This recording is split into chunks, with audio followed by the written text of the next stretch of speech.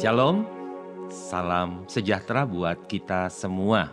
Apa kabar sahabat-sahabat Obras? Kembali lagi dalam program yang sangat memberkati kita dari Radio Suara Sangkakala 107,9 FM, The Voice of Restoration. Ya, sahabat Obras, selamat datang di program ini. Tema kita adalah kopi dan iman. Ya, Pak Iman minum kopi? Ataukah ada kopi dan yang minum adalah orang yang beriman? Program radio yang akan membahas bagaimana kopi dapat menjadi bagian penting dalam kehidupan kita sehari-hari, khususnya orang Kristen. Nah, saya Guntur Irianto akan bersama dengan Anda menjelajah betapa spesialnya kopi dan bagaimana kita dapat mengaitkannya dengan iman kita. Bisa nggak ya kekristenan dikaitkan dengan kopi? Nah, tentu saja kopi merupakan sebuah inovasi pada zaman-zaman sekarang ya. Atau kopi adalah salah satu dari sekian banyak minuman yang sering dihidangkan pada saat kita berkumpul, nongkrong, santai bersama teman, bersama keluarga, dan mungkin juga kopi menemani Anda ketika Anda bekerja. Tanpa kopi, mungkin kurang sesuatu. Saya ingin menyerumput lebih dahulu kopi saya hari ini. Ya, aromanya harum, nikmat. Bagi banyak orang, kopi merupakan bagian dari hidup mereka. Dan tanpa kopi, kayaknya hidup kurang bermakna. Nah, bagaimana kita dapat hidup tanpa kopi? Wah, ini sebuah pertanyaan. Bisakah Anda hidup tanpa kopi? Pertama-tama mari kita coba lihat lebih dahulu sejarah tentang kopi. Nah, saya membaca di sebuah artikel, kopi pertama kali ini menjadi menarik sekali karena sejarah panjang kopi itu pertama kali diketemukan di Ethiopia. Wah, jauh sekali negeri Afrika ya. Dan cerita legendaris tentang pertemuan kopi ya, diketemukannya kopi oleh seorang gembala ini sangat menarik. Nah, ketika gembala itu menemukan kopi dan akhirnya sejak itu budaya minum kopi menyebar ke seluruh dunia. Sebuah kisah menarik, sebuah legenda mengatakan bahwa seorang gembala bernama Khalid menemukan kopi ketika melihat kambing-kambingnya menjadi lebih bertenaga setelah memakan buah kopi. Dari situlah budaya minum kopi pun dimulai. Jadi, kopi adalah minuman yang telah memiliki sejarah panjang dan budaya yang sangat kaya berabad-abad lamanya. Dan ini menjadi lebih menarik lagi bagi banyak orang. Nah, menariknya apa? Orang-orang akan mulai tahu bahwa varietas rasa dari kopi yang beragam dan tumbuh di berbagai daerah ini memiliki karakteristik rasa berbeda-beda. Ada kopi Arabica ya, yang memiliki cita rasa lebih kompleks. Ada kopi Robusta yang lebih kuat gitu ya. Nah, prosesnya juga beragam, sahabat Obras. Melihat prosesnya, kopi itu diproses, diseduh dengan bervariasi metode. Ada mulai dari tradisional hingga teknologi canggih.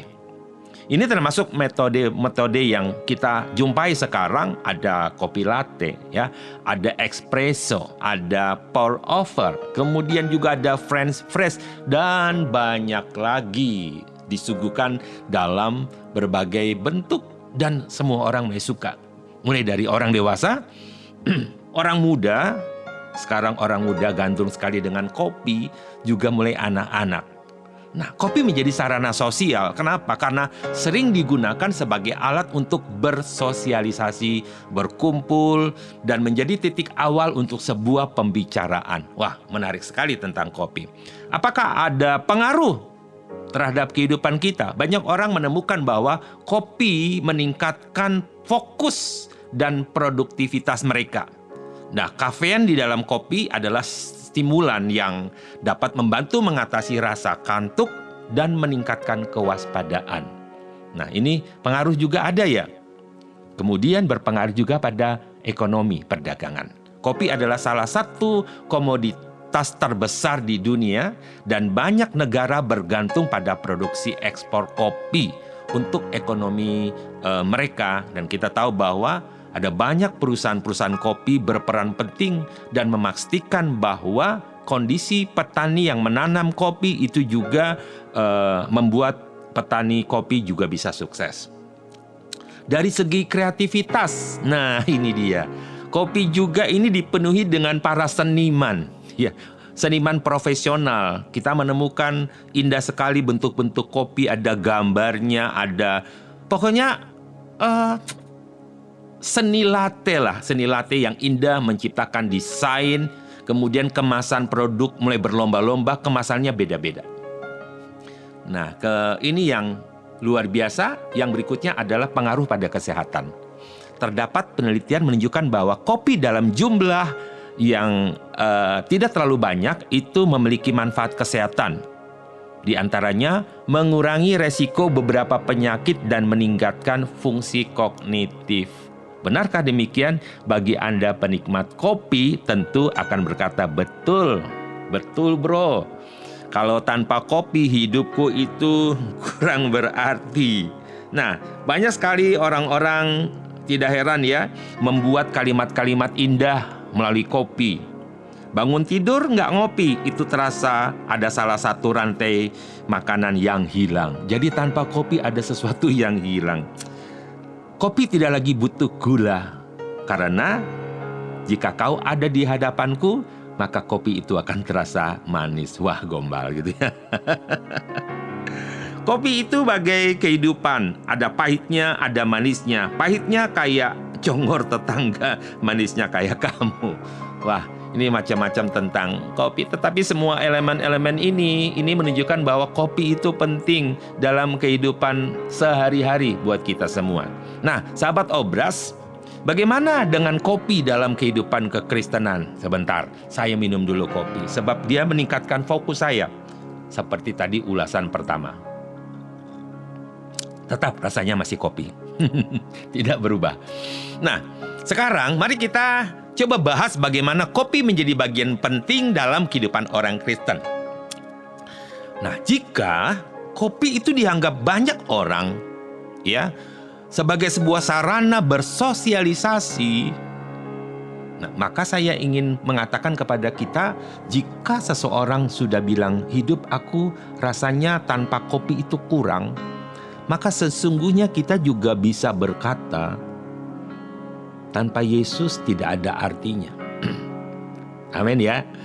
Tanpa Yesus, ya kita tidak bisa dapat apa-apa. Ya, ada lagu berkata, tanpa Yesus di sisiku, tanpa Yesus menopangku, ku kan jatuh, lemes loyo. Jadi sebuah kebutuhan seperti kopi, seperti itulah kebutuhan kita kepada Tuhan.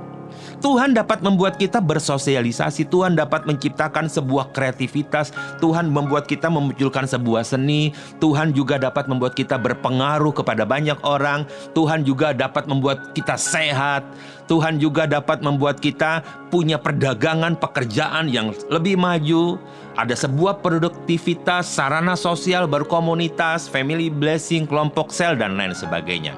Nah, eksplorasi tentang rasa ini ya, para pecinta kopi ini akan membuat orang-orang merasa butuh lebih lagi. Nah, apa yang dikatakan di dalam Kolose pasal 3:17?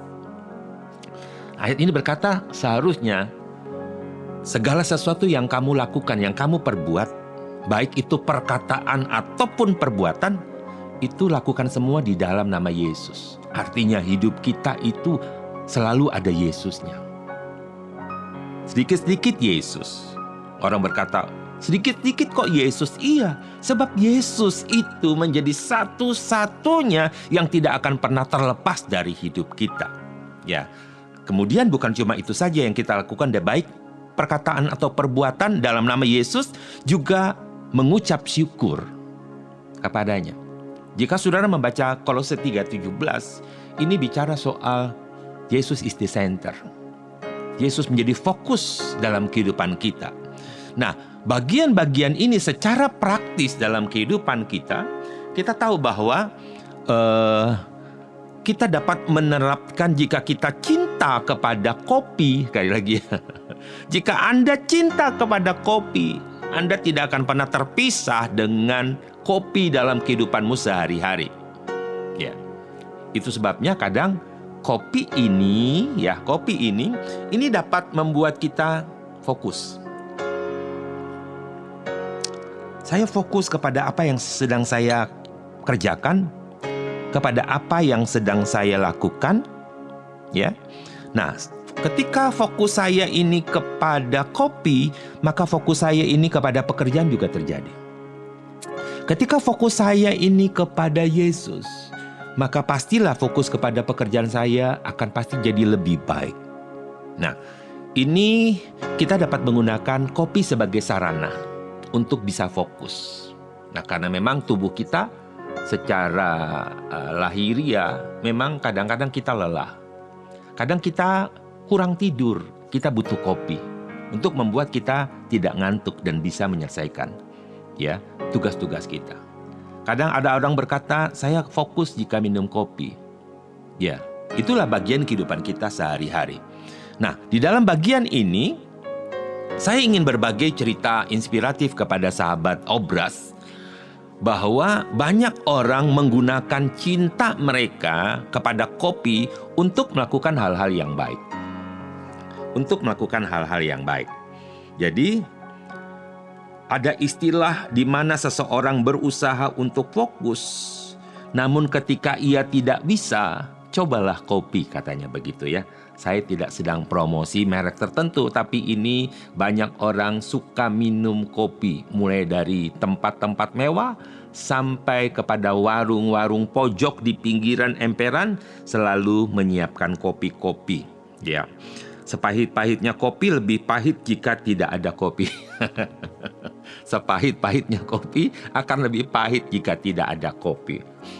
Ya, jadi apa yang kita butuhkan sekarang? Kita butuhkan Yesus. Nah, kemudian ketika kita bicara soal minuman, ya, Yesus pernah ungkapkan sebuah kalimat begini dalam Matius 25 ayat 35. Sebab ketika aku lapar, kamu tidak memberi aku makan. Ketika aku haus, kamu tidak memberikan aku minum, dan lain sebagainya. Ya, bagaimana seharusnya Anda dapat berbagi kepada orang lain melalui kopi, melalui minuman. Dengan kata lain, jika kita melihat ada orang membutuhkan, silahkanlah berikan minuman kopi. Berikan minuman kopi. Karena jika kita melihat seseorang membutuhkan minuman, hidangkan dia kopi. Air putih saja sangat bernilai, apalagi kopi. Nah, jadi sebagai orang-orang percaya, saya menginginkan kita semua mendapatkan hal-hal baru tentang kopi ini.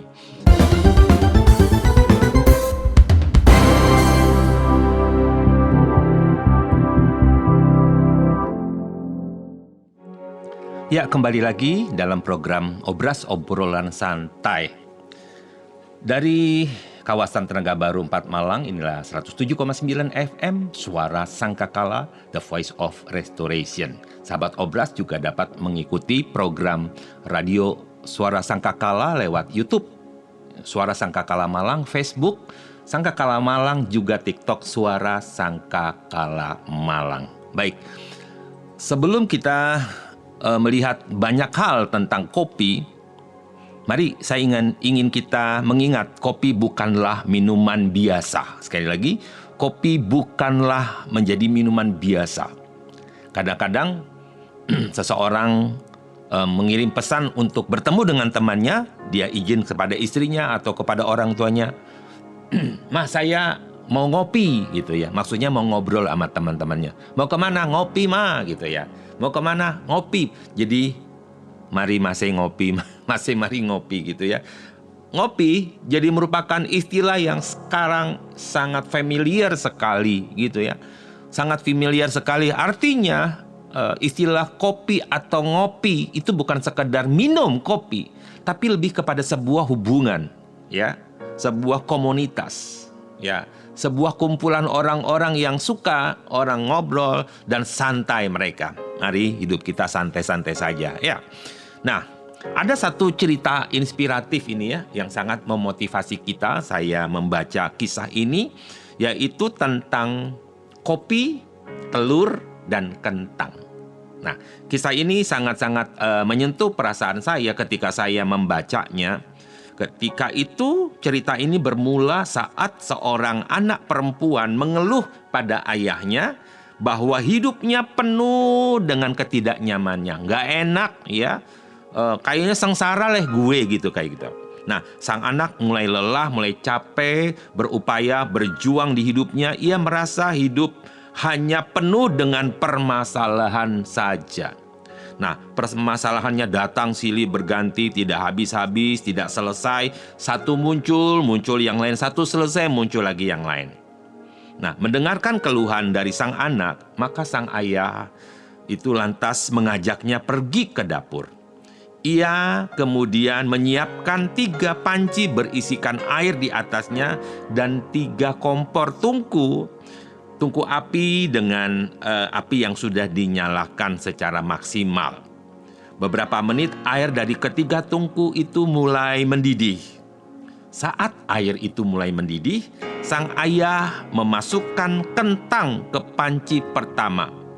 Diikuti telur di panci kedua dan kopi panas ke panci ketiga di air yang mendidih. Sang ayah kembali meminta putrinya untuk menunggu beberapa saat lagi. 20 menit kemudian, nah ini ya, dan setelah 20 menit kemudian, sang ayah mematikan api di semua tungku, mengangkat panci-panci ke meja, lalu mengeluarkan kentang dan telur dari panci, kemudian menuangkan air rebusan kopi ke dalam cangkir. Nah, apa yang kamu perhatikan ini? Tanya sang ayah. Kentang, telur, dan kopi di tempat yang berbeda. Jawab si anak. Sang ayah kemudian menyuruh putrinya untuk mencicipi kopi tersebut. Air rebusan kopi tersebut sangat harum, sehingga si anak tersenyum saat mencicipi kopi tersebut. Jadi, apa maksudnya? Tanya si anak. Sang ayah menjelaskan bahwa kentang, telur, dan kopi yang ia masukkan ke dalam panci menghadapi kondisi yang sama, yaitu air mendidih. Namun ketika benda tersebut memiliki reaksi dan hasil yang berbeda-beda. Jadi setelah direbus dengan air mendidih, hasilnya berbeda. Kentang itu sebelum dimasukkan ke air mendidih, strukturnya sangat kokoh, keras. Namun begitu direndam dalam air mendidih, kentang berubah menjadi lembek. Sedangkan telur, kulitnya luarnya keras, namun bagian dalamnya lembut atau cair. Namun saat direbus, bagian dalam perlahan ikut mengeras. Sementara kopi, nah ini dia, sementara kopi, kata ayahnya, menunjukkan reaksi yang paling unik.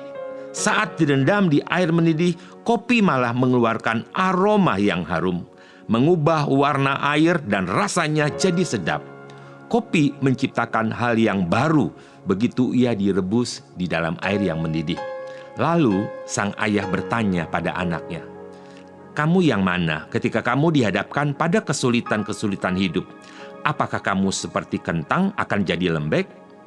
Ya, atau menjadi seperti telur yang kemudian menjadi keras? Ataukah kopi yang menciptakan sesuatu menjadi baru, menciptakan aroma yang harum?" Makna dari cerita ini adalah sama seperti kentang, telur, dan kopi yang direbus bersamaan. Setiap orang memiliki karakter yang berbeda-beda.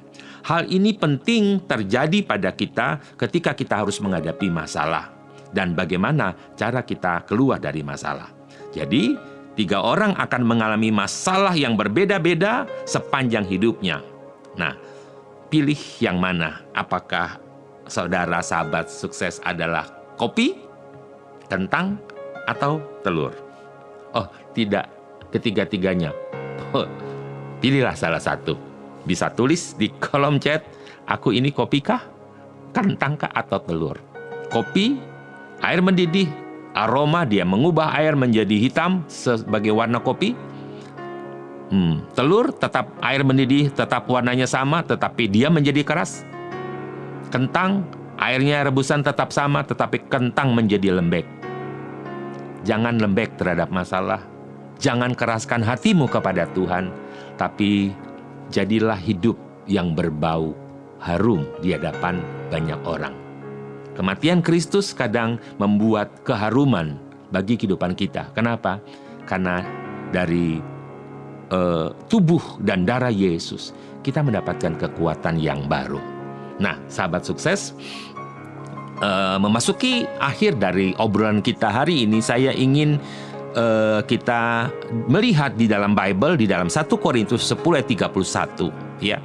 Dan kita tahu bahwa makanan, minuman apapun yang kita makan dan minum, kita tahu bahwa itu untuk kemuliaan nama Tuhan. Kopi juga bisa membawa kemuliaan bagi nama Tuhan. Makanan juga bisa membawa kemuliaan bagi nama Tuhan. Kopi dan iman adalah bagian yang juga pasti tidak dapat terpisahkan dari kehidupan kita. Jadi, jika Anda tetap mencintai kopi, tentu Anda tidak bisa lepas dengan kopi. Jika Anda mencintai Yesus sebagaimana Yesus mencintai kita sekalian, kita juga tidak akan pernah bisa terlepas dari Yesus. Satu-satunya jalan, kebenaran dan kehidupan, tidak ada seorang pun sampai kepada Bapa jika tidak melalui Yesus Kristus. Sampai jumpa dalam obrolan berikutnya. Tuhan Yesus memberkati kita. Amin.